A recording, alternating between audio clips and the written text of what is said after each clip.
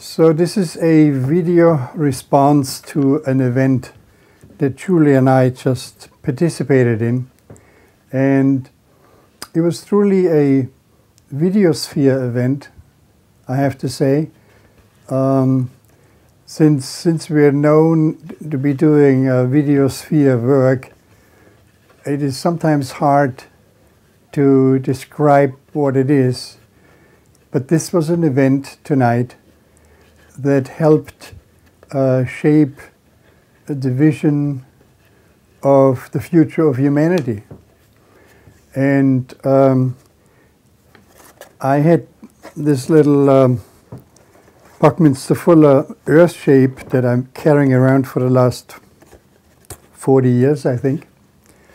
And its shape, the icosahedron, gets mentioned now and then when it comes to describing what's going on.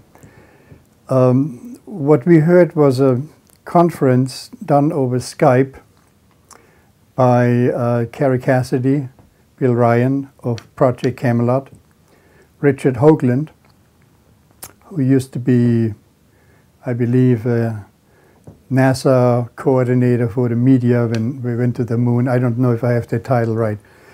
And David Wilcock of Divine Cosmos. Since we had to shift our video work from the 90s to digital medium, which is of course then part of the internet, we got used to seeing people that communicate about what they're finding over the internet, which is really a privilege because many people, even most of my best friends or family members, never see any of the stuff that we're seeing and hardly ever have any idea following or understanding what we are saying. This evening we participated in a very rare event that is part of a disclosure event that I'm aware of since we went digital, which was in the year 2000. We traveled with our first camera, the one we are recording with now still. We went to the Lakota Reservation, to the Pine Ridge Reservation, to document the story of the elders in regards to the treaties that were made with the United States government. And we subsequently ended up in Key West, and someone pointed out to me, because I was now on the internet, that there was a website, Rents, and Rents was linking to a disclosure project, and some of the people that gave the conference tonight were actually part of this disclosure event in 2001, the 9th of May, I believe, of 2001. The reason why disclosure was so important for me, because I originally was looking to help introduce alternative technology and maybe appropriate architecture for the future through the help of video, and got very frustrated in getting not very far with this. And when I heard of Disclosure Project, I realized that other things might be in store that are way beyond alternative energy, so to speak, meaning wind and solar energy. And we had to somehow get prepared for the future in some way. However, at the same time, we had to deal with future visions that are supposed to be apocalyptic. I heard many years ago, this was about in the 70s, I think, a book, The Morning of the Magicians, that the apocalypse is actually just a leftover stimulant in the brain, and the apocalypse already sort of was over. In other words, you know, the detonation of the atom bomb and the previous two world wars were sort of the apocalypse in a way, and then the other wars that were slowly dying down show already a change. However, through the media and the way most people in the media are manipulating the mind of the people through fear, we are continuously bombarded by information that would lead to very drastic events occurring within the next few years. What I heard tonight from one of the speakers was that that, and what probably has to be disclosed by people that we heard and us, is that there was always extraterrestrial contact with the planet through the thousands and thousands of years in the past, not properly documented to the general public, but very well known in hidden libraries and special places. What I heard tonight was that I heard of the Indian mythology and other mythologies in the past being cited in terms of how to interpret 2012, and there is apparently information encoded that whoever the opposition is that we normally deal with, I'm used to hearing the terminology powers that be for a long time, and it seems like the people that used to be called the powers that be are now going to be called the powers that were pretty soon, because something else actually wants to happen. You know, the craziness that we coming out of is going to be over soon, and people need to get prepared for dealing with new information that comes their way, so they won't fall prey to information that just causes fear. So this is sort of the first reaction I have. The other thing, however, is the very fact that the internet can be used and was being used just now for people to communicate around the globe. I don't know where Richard Hoagland was, but I know all of the 4 people were in different places, and Bill Ryan might as well have been in, he said it was 4 in the morning, so maybe Australia even, and could have been, or it could have been London, because yeah, it looks like it's probably 5 in the morning in London. So it's probably London where he was, and then we here in Massachusetts, Kerry Cassidy was in California, and information is, what I also heard was a very strong encouragement of the alternative media to step into place and take their role serious to uncover the information and to prepare friends and family members and whoever we can reach to the fact that new information will be coming out.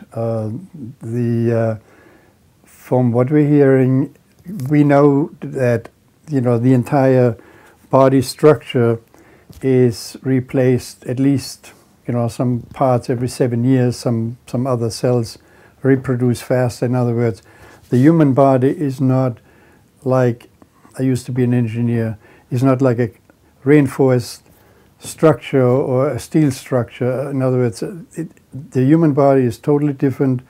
We come out of an age where terminology was used to compare the human body, the system, as a machine, but it's not. And so we have to somehow learn to understand that we are, and from what I'm hearing tonight, we're actually programmed for something totally different. And so the time that we're slipping into is one that will prepare us for a much brighter future than most people are willing to accept, as strange as it sounds.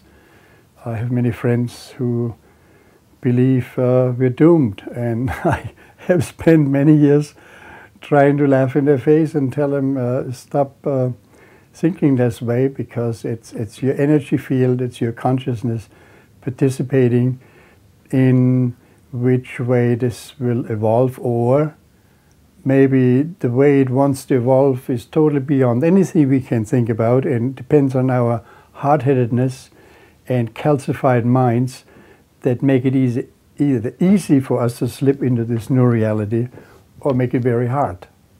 And so what I'm really encouraging everyone to have an open mind, and hopefully soon I have some more reflection on this event. Except one thing I wanted to say is, I always thought that video would play a very important role When I first was introduced to using the word videospheres, I was sort of encouraged to compare it to the term noosphere, the sphere of the mind. And I thought then that with video sphere, we could actually make things visible that are otherwise not very visible to the mind. In other words, it would help us expand our consciousness and our overall capability to be creatively involved in the process rather than in a destructive way. And so there's a lot of good healing coming our way. In general, what happens with disclosure is pretty much what I already described. Disclosure is there. I've been aware of it since 2001. I attempted to tell friends when I was living in Key West about it. They did not respond. I would tell people who work politically, they should tell anyone that wants to have a political office to have a comment about extraterrestrial presence. People looked at me as if I was insane. It has nothing to do with politics. And I think people who don't have any ideas about this and prepared shouldn't be running for public office, period. So I have very firm opinions about this because basically I'm sick and tired of the wars. I'm sick and tired of this kind of game that is being played. This kind of game is not necessary for consciousness evolution. This kind of game is not necessary for anything that's happening. This is part of an old plan that's being played out. There is part of that goes back into World War II and whatever those guys discovered, and there is some groups on the planet are still running amok with the idea of control, and they also know, from what I heard, that they know the time is up. They had a certain window where they could do anything they wanted to do, and so all I want to say is, if you hear Alex Jones or any of these people trying to scare you into how bad they, how bad it looks, they're staging an event, and then people will be treated worse than people were treated during Nazi Germany in the camps. There is no need to even broadcast that stuff out anymore. There's no need. There is only need for people to find out for themselves what is going on. I heard tonight that there is a war happening on levels that most people are not aware of. There is a war happening on the level of very sophisticated high technology. There is apparently some groups have control over technology that can interfere with other technology on the energy production level, and no one talks about yet how effective they are on a level of, say, military. But it looks very much that, and I've heard this for years already through Trunvalo, who does Flower of Love workshop, which was another way of introducing people slowly to another reality. And some people that spoke about this had to be very careful with their own life, because there was a time where this information was guarded, should not come out. The knowledge of a reality being totally different than what we normally see as reality. This planet, from what I'm hearing, and I've thought it all along, is not doomed to be destroyed because of the wrongdoing of the people. These threats about God wiping people out that did evil stuff. This is not how the mind works. This is not how the universe works. They are. When people have access to higher knowledge, higher energy, there is always the possibility of making a wrong turn. From what I'm understanding from tonight, which is very interesting, I used to think a lot about the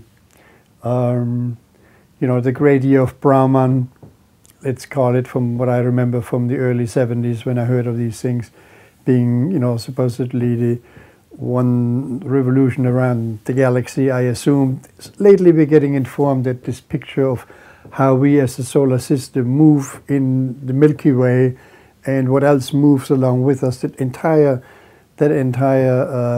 picture of galactic movement of planets and objects in space is barely understood, and partially this type of platonic solid geometry helps opening the mind to look into these other dimensions.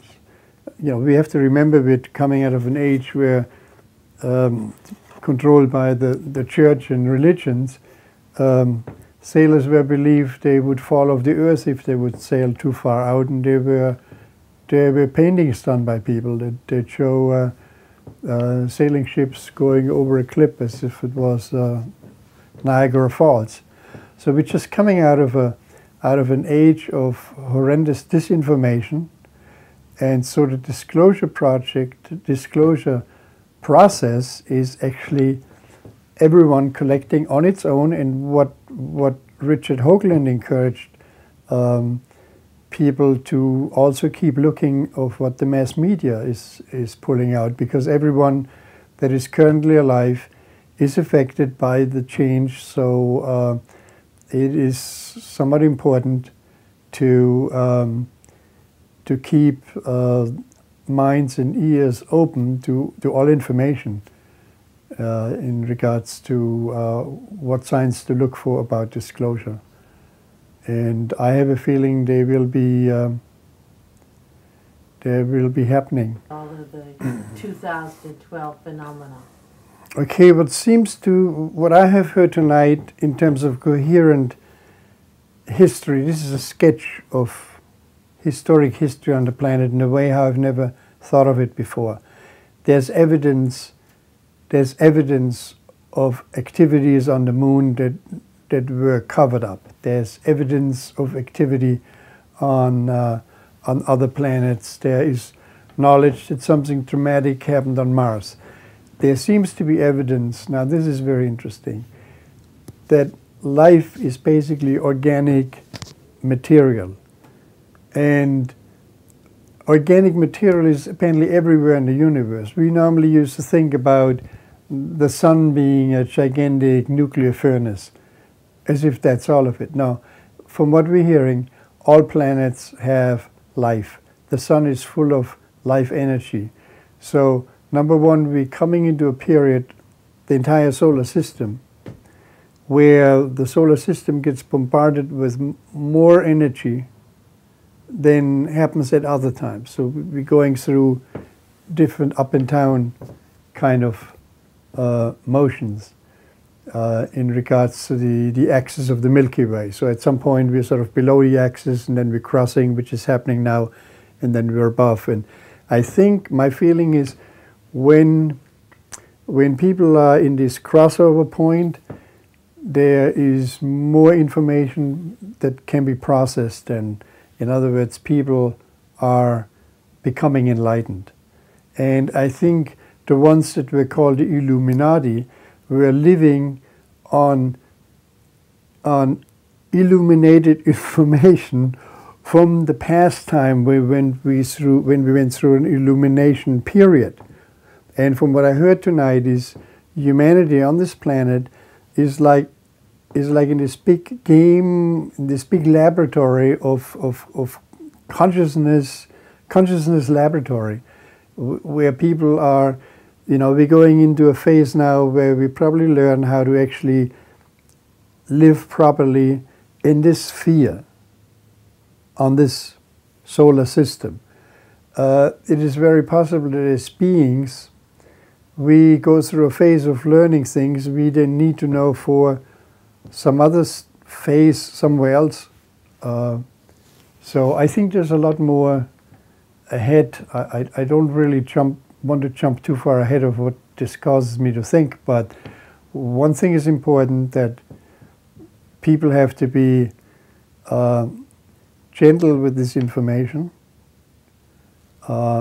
even with other people who might not know how to really react to this, and be taking it easy, because when I started out doing what I'm doing now in the early 70s, I thought there was such an urgency to stop what I thought was ahead, which was in those days mutually assured destruction. And I thought, how can I have 4 sons in a time where there's mutually assured destruction?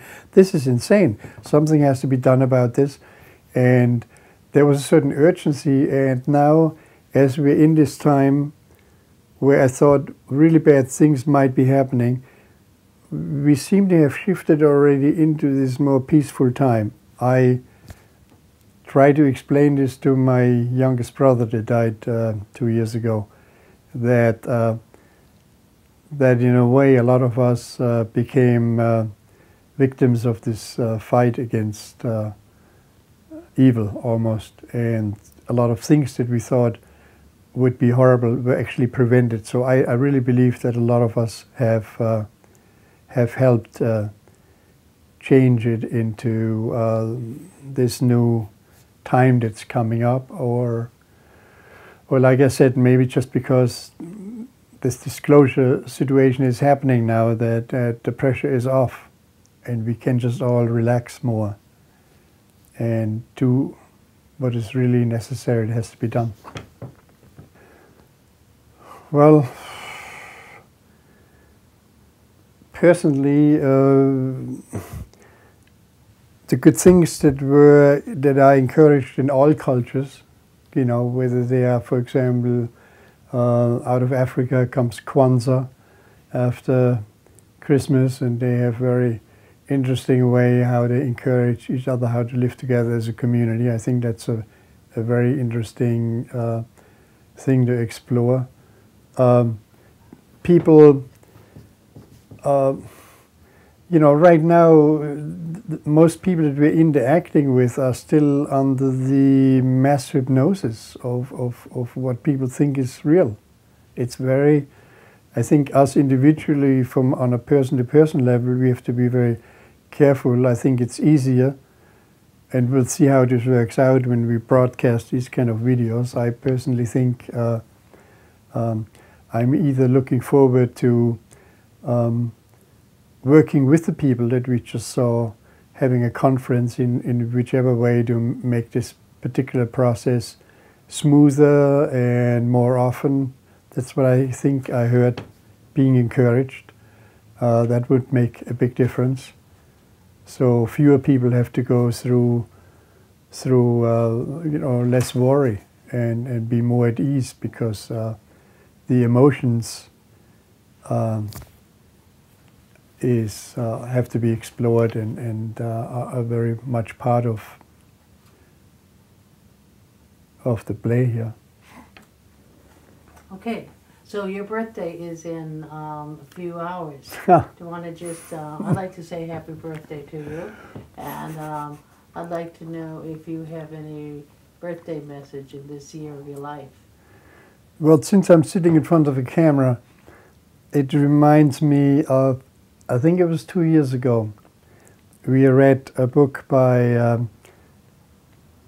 James St. Clair, I believe, and Michael St. Clair, and the other book was by Trunvalo Melchizedek. Forgot what it was, but we got so busy with it and absorbed, because it allowed us to think a little bit about this time that we are now much closer to. And we call it living in the now, so this is just another example of what happens when you live in the now, because time as we knew it is running out, and then people will have a different sense of reality. And time can be utilized. I thought long ago when I first started being in this building here, when Bill Comerford moved here, I said to him, I believe that if people have to work on projects that take longer than 100 years to complete, and their mind is necessary, that might determine how long they're living. So I'm looking for a very long life, and because I think whatever needs to be communicated to help particularly our children and grandchildren to learn the right stuff to deal with the future has to be made available. So we'll be either documenting with other people or follow what they're documenting, and keeping our mind open and letting other people know how to find these channels that we're discovering and how to find their own way through this gigantic maze of discovery.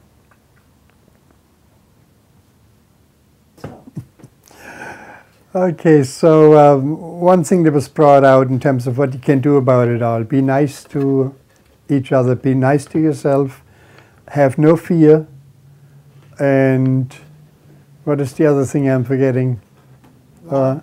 Love, of course, and love for the earth, love for everything, even the crazy wild process you find yourself in. Have no fear. And remember, this is spaceship Earth that we're living on. And might as well learn how to run this spaceship properly, as Buckminster Fuller said years ago. We are on the way of dealing with that. Happy birthday, darling. Okay, thank you.